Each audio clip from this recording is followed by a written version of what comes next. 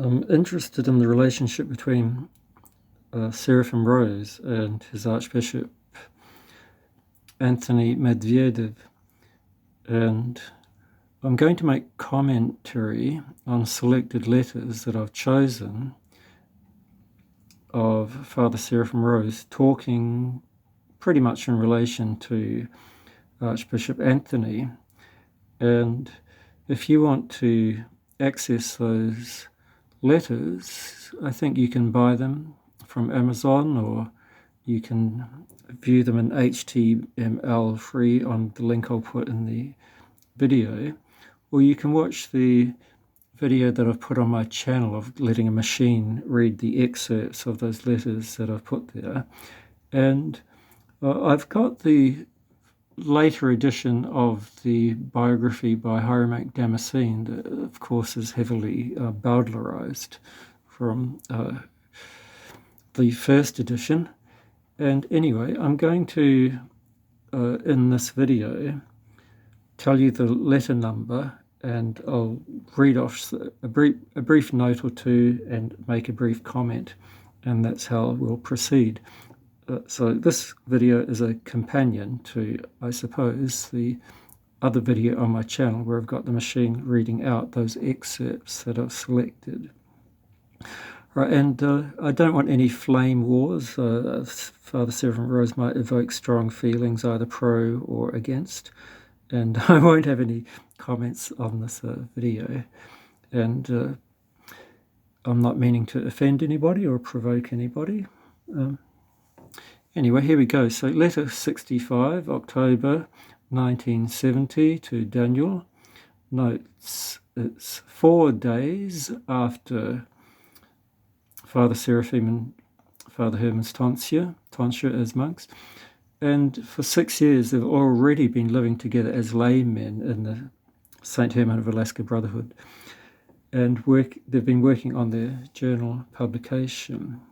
Comment: they were tonsured, but they were never trained in monasticism as novices, neither before their tonsure nor even after their tonsure. And I suspect that Archbishop Anthony was hoping to somehow give them some monastic formation after their tonsure or something. All right. Letter 68, December, we'll say January 1971, right, to Lawrence. Notes, 2 months after their tonsure now.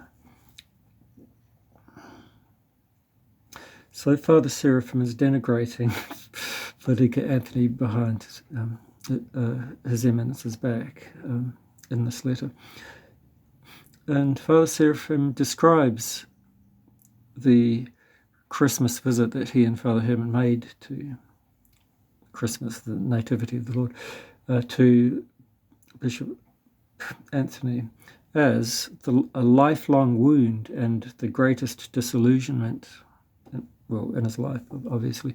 Comment: well, I think Bishop Vladika Anthony was only doing what was standard. All right. Letter 69, January 1971, to Father Pantaleimon, Holy Transfiguration Monastery in Boston. So Father Seraphim is having closed and secret contact with Father Pantaleimon.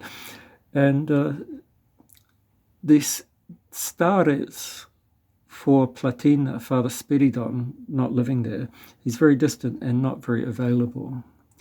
Okay, comment: this is 3 months after the tonsure, and Father Seraphim is negotiating behind his bishop's back, not just his bishop, his abbot, his iguman. More commentary. Father Seraphim seems to overlook the normal progression for entering monastic life. I don't think Father Seraphim is to blame for this attitude, because I think that's what he was taught, and it was characteristic of that time, not just in Rokor, but Antiochia, jurisdiction, and so on, especially with regard to receiving converts, either to monasticism or to ordination as clergy. Another point, this private relationship that Father Seraphim has with Father Panteleimon, it seems to be a most significant one for Father Seraphim at this time. Letter 73, March 1971, to another bishop, Vladika Laurus. Notes: Father Seraphim is opening a secret correspondence with a fellow bishop of Vladika Anthony, and this is 6 months now after Seraphim Rose's tonsure, placing His Eminence Laurus in a compromised position. There's been no contact with his own abbot, Egoman, and Bishop Anthony for 10 weeks now. Father Seraphim insists that he has a mission to Anglophone Americans, and he speaks in terms of his mission as if with some kind of vocation. Father Seraphim expects, but is dismissing the advice that he's getting from any other senior hierarchs that might be counseling him to be obedient and to be patient. Father Seraphim flat out refuses Vladika Anthony's statement constituting the hermitage at Platina. Father Seraphim is asking Vladika Laurus to act against Vladika Anthony. And Father Seraphim considers that he is suffering in a holy way, and Father Seraphim is keeping his situation secret from his own starets, spiritual guide, Father Spiridon. All right, comment. The secret correspondence between Father Seraphim and his Vladika Laurus, well, obviously indicates some of the tensions within Rokor at this time.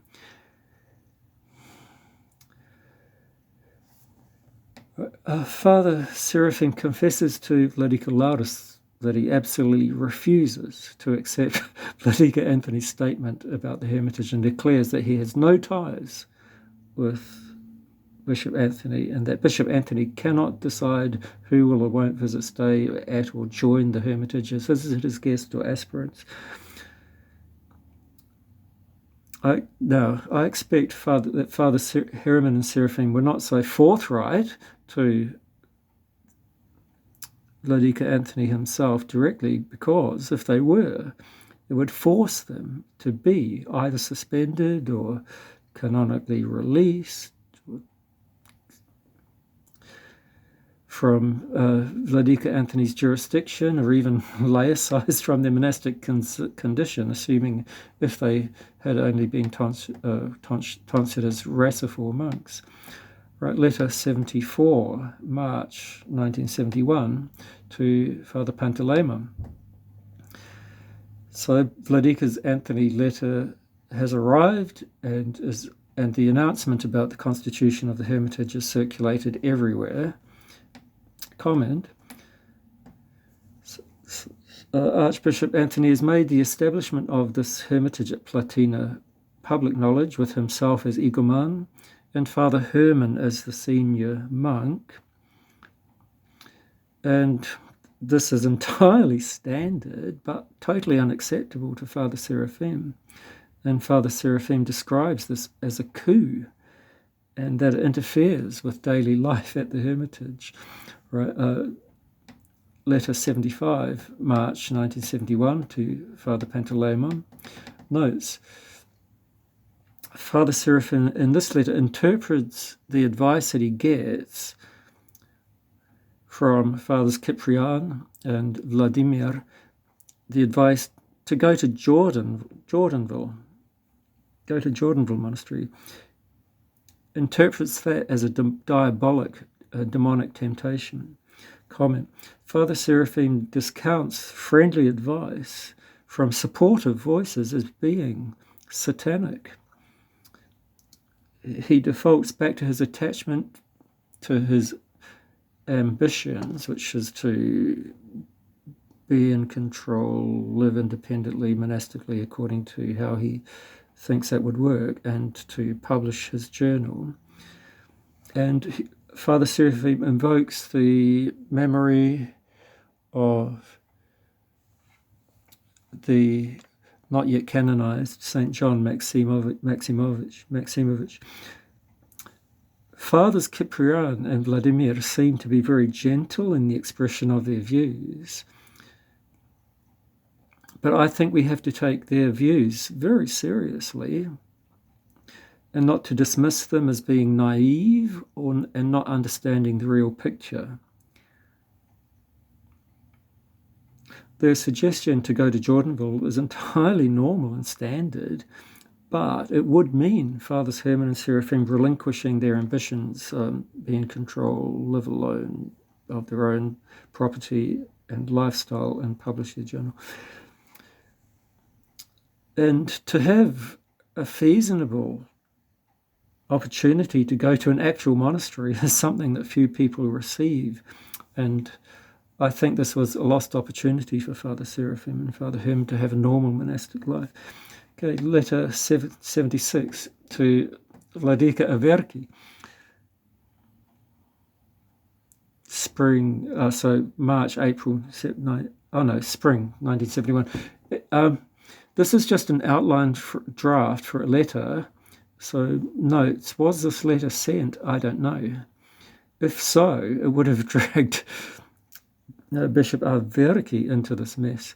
Right, comment. Father Seraphim seems to be hoping to achieve stavropignalia.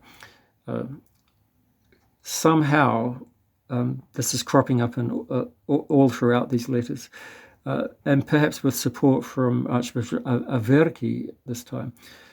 But I don't know if a letter was sent, and the archives at Jordanville or at the Archdiocese of Syracuse and Holy Trinity would know if this letter was ever sent. So what's Stavropegia? What's Stavropignalia, if that's the word? I haven't mentioned it here, but all throughout these letters, Fathers Seraphim and Herman seem to have a twisted view of what Stavropegia is. They seem to think it's just total freedom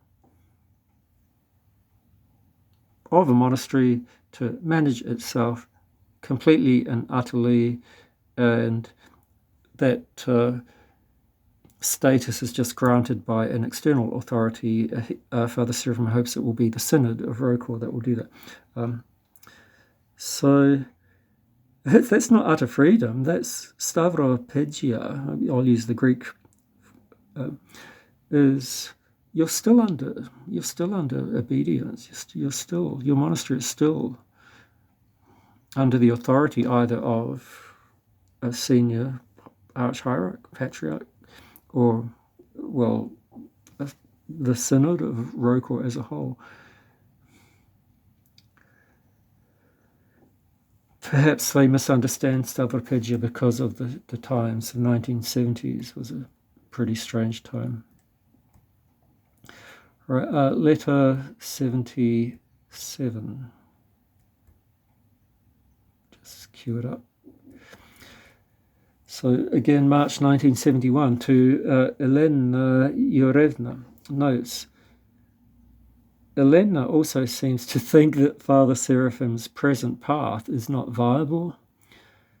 Father Seraphim replies forcefully to her with his usual argumentation and reasons. Desert life, bishops are worldly. Father Seraphim sees himself as suffering a kind of martyrdom. Comment. Father Seraphim's language is most extreme, seeing himself as being under existential threat, as if his personhood was enmeshed with his plans, his ambitious plans. So I can imagine Elena being very gentle in her language, but getting this huge wall of text in reply. So it looks like quite a lot of people were sympathetic to Fathers Herman and Seraphim and were very gentle in trying to moderate the monk's position. And it must have been painful for everyone to witness the pain and distress that Fathers Herman and Seraphim were expressing. Letter 82, May 1971, to Father Ambrosios Pogodin. Note more correspondence planning behind his Eagleman and Bishop's Back, and this is 8 months after his tonsure. Comment, it looks like the pattern of secretive behaviour is concretising into being a default. Yet the feelings of stress do seem to be dampening down a little bit now. It looks like a modus vivendi is settling in between Vladika Anthony and these monks. This pragmatism on Vladika Anthony's part is pretty normal for arch-hierarchs and superiors in the face of intransigent rebellion. And it's done in the hope of giving people a chance to come to their senses. And I don't think Father Seraphim ever, in any of the letters I've read, acknowledged the reason for this sort of patience. Letter 84, May 1971, to Father Pantaleimon. Notes, Bishop Anthony renews his offer through a third-hand party, Bishop Nectari, of ordination to the priesthood, and this is 8 months after the first offer at the time of the tonsure. Fathers Seraphim and Father Herman refused the offer as it would obviously force Fathers Herman and Seraphim into much closer contact with Vladika Anthony and with the responsibilities that would entail as clergy. Father Seraphim is aware of the atrocious reputation that he and Father Herman have among the laity in San Francisco. Comment, I think Archbishop Anthony's offer of ordination is another timed attempt to bring the monks back into normal, regular church life, now that the shock and the upsets have died down a little. Father Seraphim is fully aware of his poor reputation among the laity and clergy within the diocese, but is still confident about his own rightness in this matter, and he blames Bishop Anthony for calumniating and gossiping about him. But whereas we can see in this letter it's actually Father Seraphim who's doing the gossiping with other hierarchs and arch-hierarchs about Vladika Anthony. Okay, letter 86, July 1971, again to Father Pantaleimon. Vladika Anthony makes a surprise visit to see his monks, and with the intention of talking to them. But Bishop Anthony decides not to provoke a conversation after all, and Father Seraphim in this letter says that they plan to openly defy the Archbishop in the future, if and when that time comes. Comments, the unannounced visit by Vladika Anthony was extraordinary. It's unusual not to make pre-arrangements in advance in the usual way when visiting one's monastery. Tensions were high, and I can imagine that Bishop Anthony perhaps decided not to talk after all because of that tension and because his interlocutors, Fathers Herman and Seraphim, were maybe too fragile. Letter 88, August 1971, to Lawrence. Notes, Father Seraphim acknowledges the irregularity of their position at Platina. Father Seraphim resorts to rare and selective reading from the Fathers to justify his position of fleeing bishops and And yeah. Okay, comment. I think that so he's talking about Father Fyodor. I think that Father Fyodor, who was mentioned in this letter, is also behaving irregularly by not contacting the actual superior, which is Iguman Vladika Anthony of the Hermitage. Father Fyodor was negotiating with Father Seraphim that Father Fyodor might come to live at Platina. And this is 10 months after Fathers Herman and Seraphim's tonsure. So it looks like their reputation is taking shape as renegades or rebels within the Rocor milieu. Letter 89. Because Father Fyodor also wanted to join them in that sort of rebellious position. Okay, letter 89, August 1971, to Lawrence. Father Seraphim outlines what obedience would look like for Lawrence if he joined them at Platina. Father Seraphim describes themselves at Platina as being resistant to Bishop Anthony, and Lawrence would have to buy into that resistance should he come. Father Seraphim describes what Lawrence's obedience would like at Platina in excruciating detail, way more extreme and harsh than what Vladika Anthony was ever expecting of Father Herman and Seraphim. Comment. It is ironic that Father Seraphim's idea of monastic obedience, is way more extreme than what he has experienced himself ever.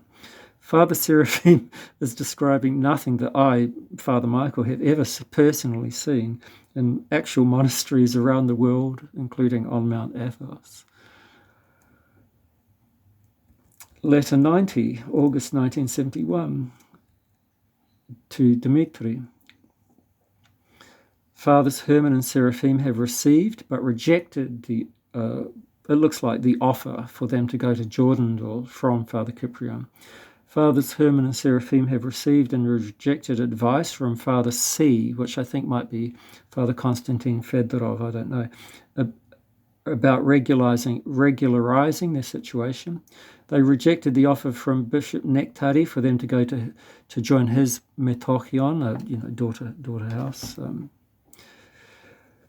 Father Seraphim describes Bishop Nektari as their effective starets and spiritual guide, and not Father Spiridon, their official starets.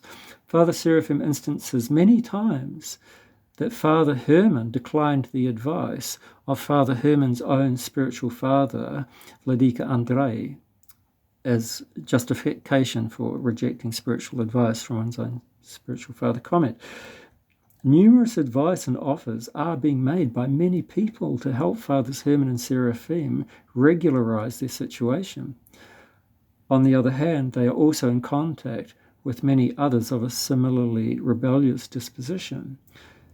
This seems to be characteristic of Rocor and of other jurisdictions throughout this decade.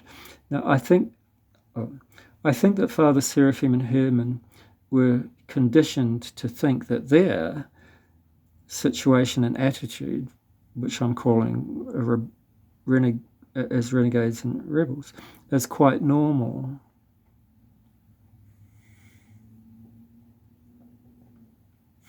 Letter 95, August-September 1971, Father Niketas notes, Father Seraphim explicitly aligns himself with those he describes as zealots, including Father Niketas and Father Theodoritos. Comment. 11 months after his tonsure, Father Seraphim seems confirmed in his stance. We can see this occurring within the context of tensions within Rocor itself, and also within other jurisdictions and between jurisdictions. The power struggle within this context is being expressed here along the old calendarist / zealot lines. This language is getting one, ecclesiological, and it introduces a different theme besides Father Seraphim's usual idiosyncratic view of monasticism and his Father Seraphim's reliance on the legacy of St. John Maximovich as being over and above his own current bishop's authority. It looks like Father Seraphim is now embroiled in the power struggle within ROCOR, synod, hierarchy, management, old calendar zealots. This didn't take long. It's not yet a full year after his tonsure. It looks like he is identified and known as a voice within or sympathetic to the old calendarist zealot camp now. Letter 105, June 1972, to Father Niketas. Notes, Father Seraphim equates the minimization of just the minimization of the proposed veneration of the future St. John Maximovich, equates that with a decline in fervour, spiritual fervour within ROCOR. Father Seraphim ascribes worldly pragmatism to Archbishop Anthony's dealing with the tensions around St. John Maximovich's reputation, which apparently was fairly ambivalent. Some people pro, some people against. Father Seraphim thinks that Vladika Anthony's moderate forbearance here is actually milder. Some, perhaps other arch-hierarchs who are strongly opposed to St. John Maximovich's future canonization and veneration. Father Seraphim thinks that Russians are a stifling influence on what he sees as church piety. Comments, there seems to be a dichotomy between, let's call it old ROCOR and modern or new ROCOR. Interestingly, this is the first time in the letters that I've found that Father Seraphim is genuinely moderating his criticism, not just politically moderating, but genuinely moderating his criticism of Vladika Anthony. It's a year and a half after his tonsure. I think it looks like that Father Seraphim feels secure in his position at Platina now. He hasn't been removed. It hasn't been shut down.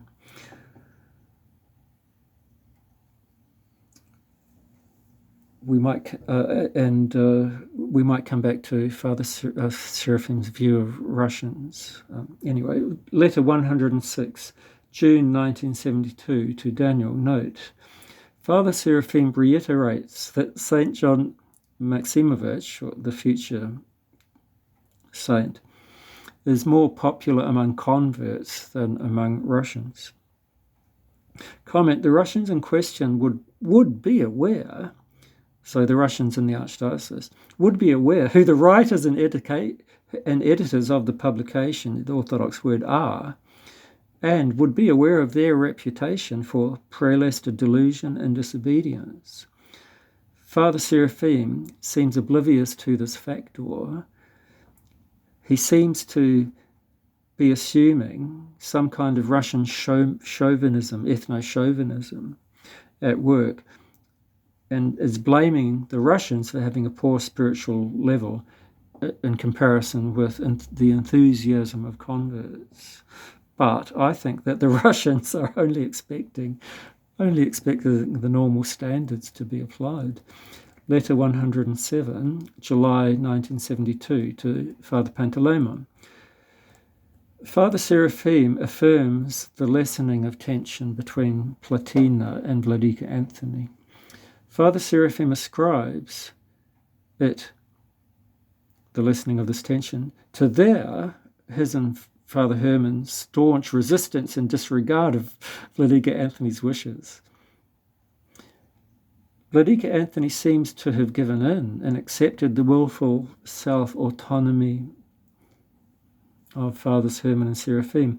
Father Seraphim is cleaving instead to Bishop Nectari, especially with regard to the surreptitious veneration of the to-be canonized St. John Maximovich. Father Panteleimon has written liturgical texts for the veneration of St. John Maximovich that were performed at Platina. Father Seraphim communicates gossip regarding Father Alexei Poluektov and Bishop Anthony. Father Seraphim describes himself as a zealot, but still within Roe Corps. Comment: the relationship with Father Panteleimon still seems close. Father Seraphim identifies himself with the zealots within and also existing outside of Roe Corps, and as being in opposition to the Roe Corps Synod as a whole. February 1973, Father Niketas. In this letter, Father Seraphim spells true with a capital T for true orthodoxy. In other letters, he spelled it with a lowercase t. Doesn't matter.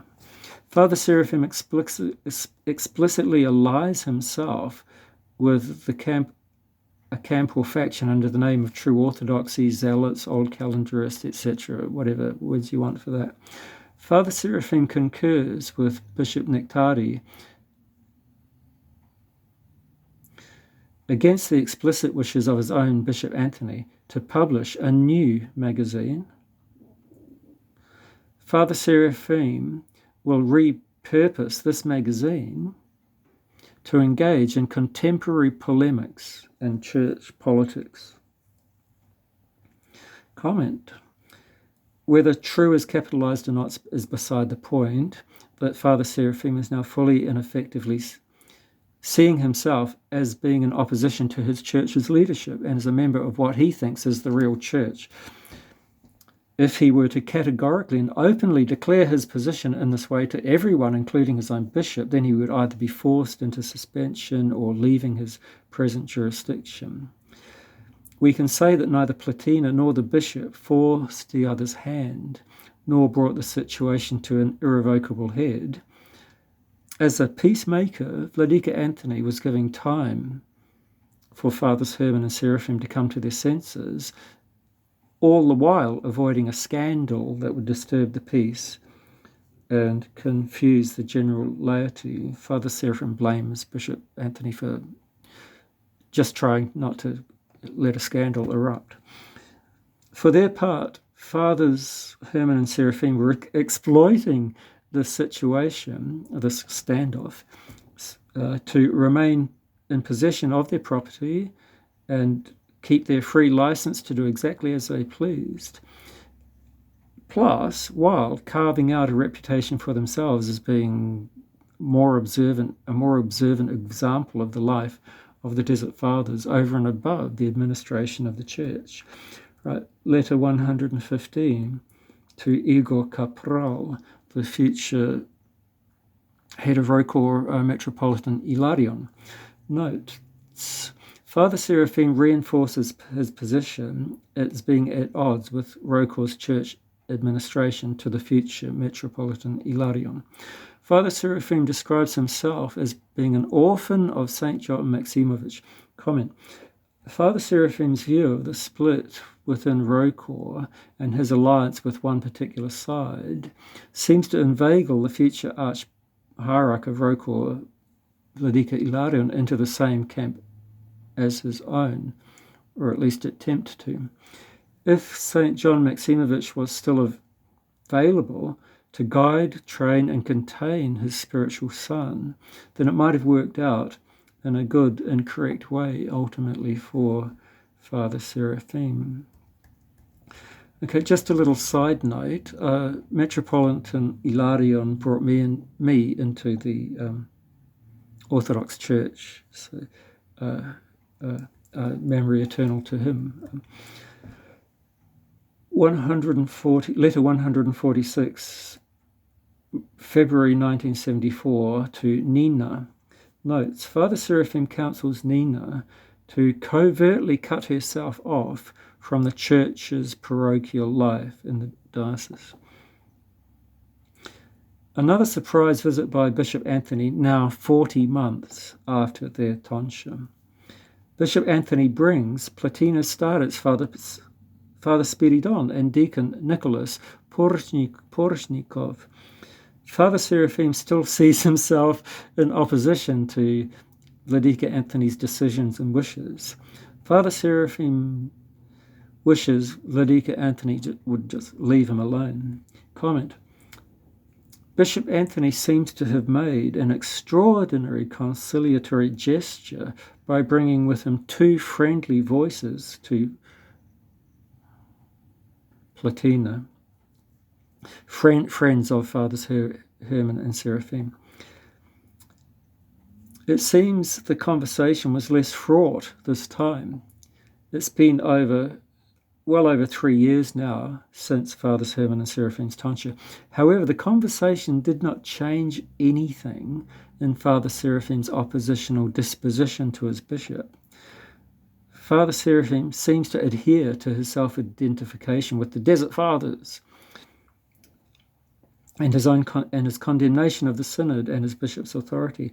And worse, he is counselling someone else to do the same. But still, the emotions seem to be less raw now. Letter 158, June-July 1974, to Nina, 6 months after the previous letter we just read. Still the same attitude to Vladika Anthony. Still counsels his correspondent Nina to be a zealot in opposition to the church administration. This letter demonstrates the turmoil around the canonization of St. John Maximovich. Father Seraphim considers the awkwardness and discomfort of his situation as a demonic attack. We saw that before. Father Seraphim considers the awkwardness and discomfort of his situation as a sign of the correctness of his position, equating it with the suffering of those in concentration camps. Father Seraphim considers obedience to be his idea. Father Seraphim considers obedience to be to his idea of the church and not to its administrators. I'll repeat that. Father Seraphim considers monastic obedience to be to the church, meaning his idea of the church, and not to the church's administrators or archhierarchs. Father Seraphim considers his emotional condition to be a criterion engaging the correctness of his spiritual condition. So when he felt good, he knows he's on the right path.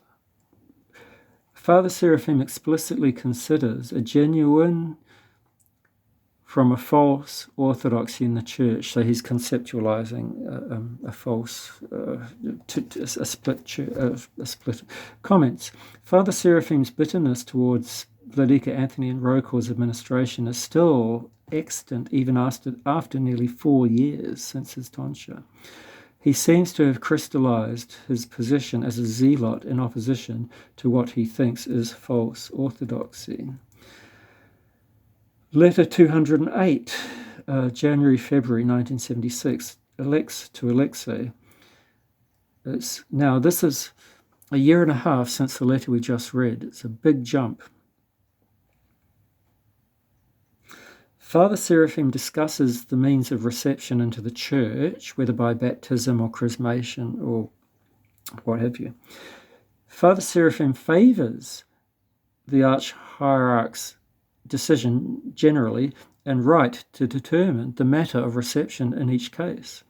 Father Seraphim seems no longer critical or bitter towards his bishop and his abbot and his synod.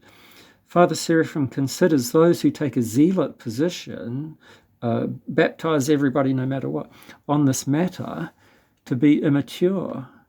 Father Seraphim characterizes this zealot strand not as contiguous with mainstream practice, but as an illegitimate club or clique within the church. Comment: one wonders what happened over the 1975 mark for Father Seraphim to change his perception of himself in the church. And this has been pointed out by other voices, some change around the 1975 mark for Father Seraphim. Granted, he is still condemnatory of others, but this time against those convert zealots with which he was identifying himself not so long ago. Father Seraphim's ecclesiology seems to have reversed 180 degrees from previously. He seems at peace with the hierarchy of the church now. However, he is still quite bitter and condemnatory in these letters, even though the target is now those with whom he formerly identified himself.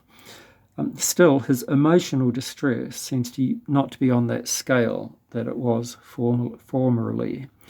Letter 213 to Nina notes, it's going on 6 years since his tonsure, and Father Seraphim seems to respect the arch-hierarchs, plural, administration and authority now, and he's counselling others to do the same in this regard. He now counsels against erecting substreams of sub-communities within the church that are in opposition to its administration. Comment: we are missing the information that would explain Father Seraphim's transition from one position to the other, from opposition to concord to the church's administration. And Nina, the recipient of this letter, got letters from both of those points of view from Father Seraphim over that time. However, Father Seraphim is still quite sharp and condemnatory of those whom he thinks are in error, so nothing's changed there. Letter 214, April 1976, to Alexei notes, Father Seraphim seems very supportive of Vladika Anthony's decisions and wishes now. Father Seraphim sees a difference in the spiritual conditions of the generations within Rokor. Father Seraphim allies himself with the older previous generation that he sees as spiritually mature. Father Seraphim is critical of the newer, younger generation as being spiritually and psychologically immature. Comment: I wonder what he had to do with the attitude of the incoming generation. Comment: for all the change of Father Seraphim's stance, he is still quite authoritative and condemnatory in his criticism of others, and expresses himself freely and publicly in this vein, in this manner. What seems new is that Father Seraphim's splitting of a good in-group and a bad out-group has not only reversed, but here's the point, his good in-group now seems to integrate, number one, his attachment to St. John Maximovich, number two, and also the current Rokor administration that he formerly held in opposition in his mind. Now, the bad out-group is a newer, younger group of zealot hotheads.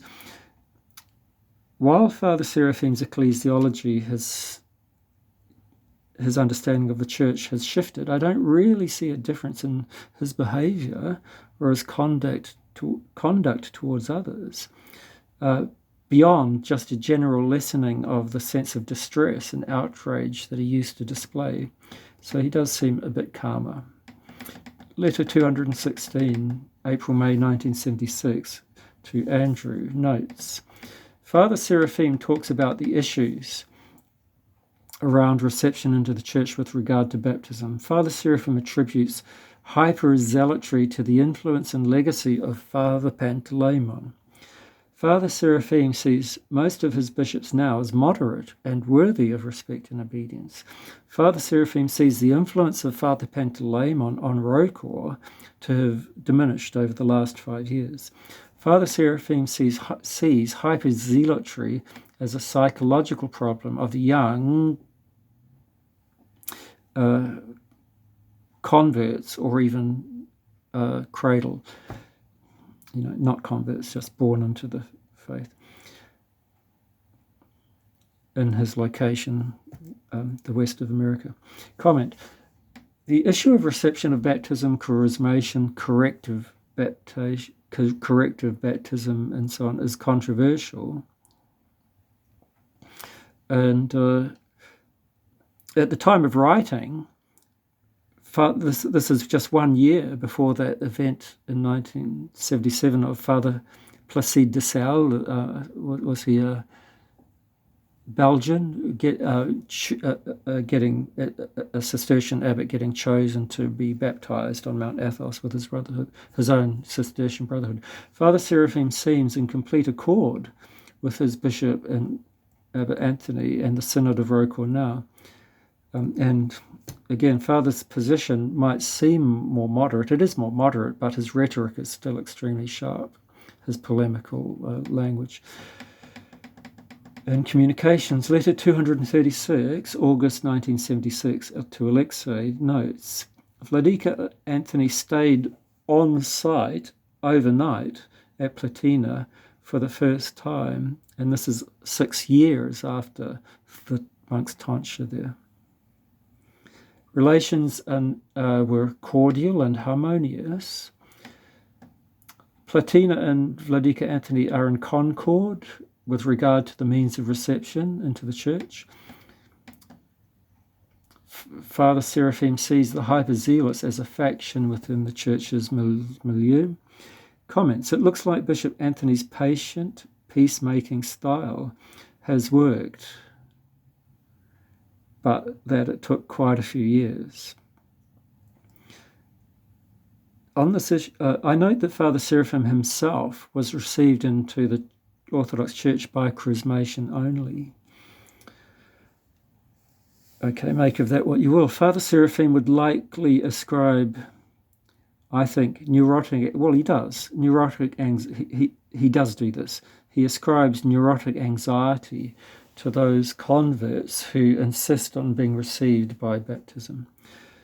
Letter 243, Jan-Feb 1977, to Father Cyprian notes, Fathers Herman and Seraphim receive their ordinations into clergy as priest and deacon respectively. Father Herman becomes a priest, Father Seraphim becomes a deacon. Comment: over 6 years later, Vladika Anthony's desire to ordain Fathers Herman and Seraphim finally occurs after a lot of stress over that time. That stress seems to have dissipated. In that time, the Platina Fathers, Herman and Seraphim, were able to hold on to their property and able to continue their publishing and able to live as they pleased. They were able to exercise their polemical activity and to direct their own pastoral efforts and activity as they wished, their own missionary activity as they saw it. They exercised control over life at Platina and determined for themselves who might visit, stay, try out the life there, etc.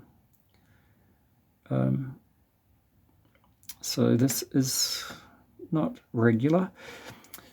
We can see that Vladika Anthony forewent and gave up his own wishes over this time and allowed Fathers Herman and Seraphim to do exactly as they wished to do and without obedience to him.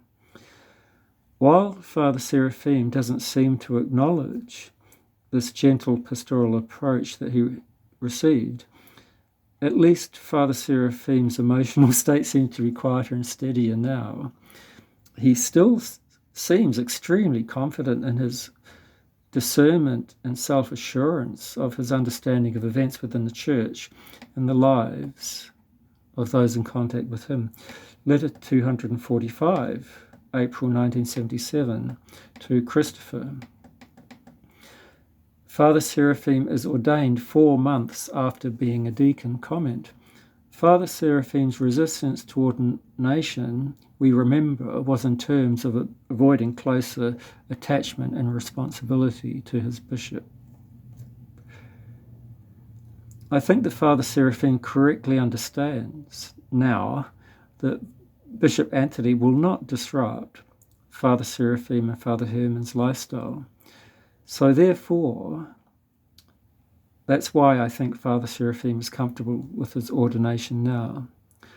For example, I can imagine that if Vladika Anthony decided to relocate Father Seraphim away from Platina, somewhere else, maybe into a parish as a secular priest, it would provoke that same old crisis all over again. So, in my opinion, Father Seraphim's obedience to Vladika Anthony is still conditional and contingent upon pursuing his own objects of desire. Excuse me, I've just lost my place. Letter 246 to Vladika Nektari. Notes. Father Seraphim's style of writing is more formal and respectful now while writing to a bishop. This is new. Father Seraphim still flatly refuses the suggestion of his bishop to leave out some of the names in the calendar. They're discussing the publication of the year's calendar. Father Seraphim is sharply critical of the pernicious and discordant influence of Father Pantaleimon. Comment. Father Seraphim seems settled in his role as publisher and seems willing to engage respectfully with the arch-hierarchy, at least with regard to the year's calendar publication. The former, strife and opposition, seems not to make it into the pages of his letters now, and for that reason this is the last letter that I'm reviewing. Where did all the strife and opposition go? So I'm going to just speak generally as a kind of final summary of my opinion. You can agree or disagree with it or not. Father Seraphim, in all of these letters, never confided any or described any inner spiritual shift within himself. So I think that I observed that the only inner shift for Father Seraphim was an emotional one. Feelings damped down a bit. The stress disappeared, I think, because Father Seraphim's lifestyle and activities remained under his own purview and control. So for this reason, I think that he became comfortable with Bishop Anthony. I think that Fathers Herman and Seraphim's concord and obedience with their bishop would disappear if they were required to forego their own aims and goals. All right. In fact, life at Platina ended very badly for Fathers Herman and Seraphim. We won't go into the details except to say that there is some anecdotal reporting that Father Seraphim ended his life in bitterness towards Father Herman, and it's common knowledge that Father Herman, for his part, abandoned Rocor straight away after Father Seraphim's repose and joined a dubious organization. Now, at this time, Rocor, and not just Rocor, Antioch, Ostia, there was a lot of weird and wonderful things going on. Loosey-goosey things were happening. Strange monastic institutions were being set up, highly unregulated, living very irregular lives, and none of them flourished. And Platina didn't flourish either. It was only corrected much, much later. I think was it either 1994 or 2000, doesn't matter. Anyway, my final point is the life at Platina that they enjoyed was a phenomenon of the times, the 1970s, within Rocor and not just Rocor. And thank you for listening. That's it.